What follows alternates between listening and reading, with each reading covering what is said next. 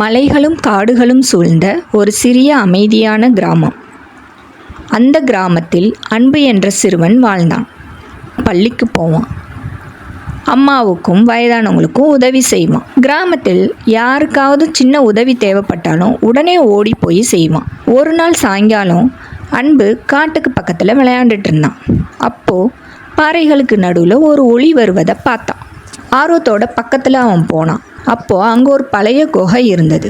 அந்த குகைக்குள்ளே அன்பு போனான். அன்பு அங்கே போய் அவன் பார்த்து அதிர்ச்சியாகி நின்னான். அங்கே ஒரு பழைய மரப்பெட்டி இருந்தது. அந்த பெட்டியை திறந்த போது அன்பு பார்த்தது 7 சாவிகள். ஒவ்வொரு சாவியும் ஒவ்வொரு கலரில் ஜொலிச்சது. அப்போது அந்த பெட்டிக்குள்ளே ஒரு பழைய ஓலை இருந்தது. அதை அன்பு எடுத்து பார்த்தப்போ அது சாதாரண சாவி இல்லைன்னும் அது மந்திர சாவிகள்னும் ஒவ்வொரு சாவியும் ஒரு நல்ல பண்புக்கான கதவை திறக்கும்னும் சொல்லியிருந்தது. முதல் சாவி இளஞ்சிவப்பு நிறத்தில் ஒளிச்சது. அந்த சாவியை தொட்ட உடனே குகையின் கதவு திறந்தது. அந்த கதவுக்கு அந்த பக்கம் ஒரே இருட்டாக இருந்துச்சு. அன்புக்கு பயம் வந்தது. பயம் இருந்தாலும் முன்ன போவது தான் தைரியம் அப்படின்னு அவனுக்கு தோணுச்சு. அவன் அந்த இருள் பாதையை தைரியமாக கடந்து போனான். அந்த நொடி முதல் சாவின் சக்தி அவனுக்கு புரிஞ்சது. 2வது சாவி வெள்ளை நிறத்தில் பிரகாசிச்சது. அந்த சாவியை தொட்ட உடனே கதவு திறந்தது.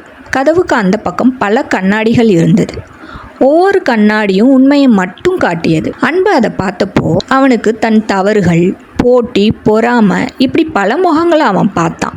அப்போ அவனுக்கு புரிஞ்சது, உண்மை சொல்லுவது சில நேரம் ரொம்ப கஷ்டமாக தான் இருக்கும், ஆனால் அதுதான் எப்போதுமே சரியான வழி அப்படின்னு அவனுக்கு புரிஞ்சது. 3வது சாவி இளஞ்சிவப்பு நிறத்தில் ஜொலிச்சது. 3வது சாவி அன்பு. அந்த சாவியை தொட்ட உடனே கதவு திறந்தது. கதவுக்கு அந்த பக்கம் பறவைகளும் விலங்குகளும் துக்கமாக இருந்தது. உடனே அவன் அந்த பறவைகள் கிட்டையும் விலங்குகள்கிட்டையும் அன்பையும் பண்பையும் காட்டினான். அந்த நொடி அன்புக்கு என்ன புரிஞ்சதுன்னா, அன்புன்ற வார்த்தை ஒரு சாதாரண வார்த்தை இல்லை, அது சக்தி என்ன என்று அவனுக்கு புரிஞ்சது. 4வது சாவி நீல நிறத்துல ஜொலிச்சது. 4வது சாவி பொறுமை. சாவியை தொட்ட உடனே கதவு திறந்தது. மெதுவா திறந்தது. அன்பு அவசரப்படல, ரொம்ப பொறுமையா இருந்தா எல்லா கதவுகளும் சரியான நேரத்துல திறக்கும் அப்படின்னு அவன் கத்துக்கிட்டான்.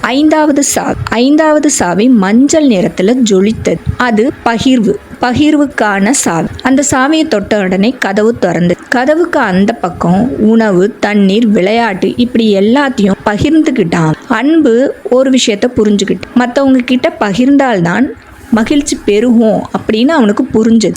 6வது சாவி பச்சை நிறத்துல ஒளித்தது. அதை தொட்ட உடனே கதவு திறந்தது. பழைய தவறுகளை விட்டு போவது தான் நல்லது அப்படின்னு அன்புக்கு புரிஞ்சது. அன்பு மனசுல இருந்த சின்ன சின்ன கோவங்கள் கூட அழிஞ்சு போச்சு. மன்னிப்பு மனதை லேசாக்கும் அப்படின்னு அவனுக்கு புரிஞ்சது.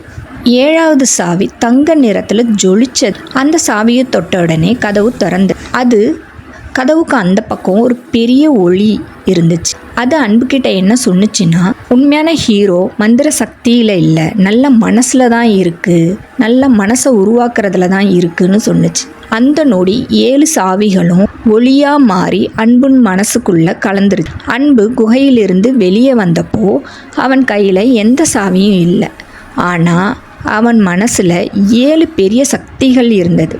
அந்த நாள்ல இருந்து அன்பு அந்த கிராமத்தோட ஹீரோவாக மாறினான். ஹீரோவாக மந்திரம் தேவையில்லை, நல்ல மனம் இருந்தால் குட்டீஸ், அடுத்த கதையில் சந்திக்கிறேன்.